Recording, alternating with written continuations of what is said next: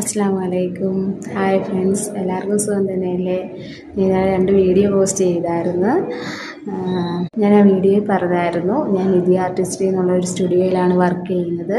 അവിടെ എന്തൊക്കെയാണ് വർക്കുകളെന്നുള്ളത് വരുന്ന വീഡിയോയിൽ പറയാമെന്നുള്ളത് പറഞ്ഞിട്ടുണ്ടായിരുന്നു.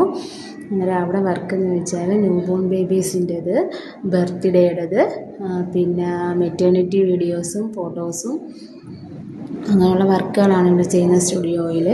അന്നേരം ഇനി വരുന്ന വർക്കുകളുടെ വീഡിയോസും ഫോട്ടോസും ഞാൻ ഇതിനകത്ത് ആഡ് ചെയ്തേക്കാം. എല്ലാവരും കാണണം, ലൈക്ക് ചെയ്യണം, സബ്സ്ക്രൈബ് ചെയ്യണം.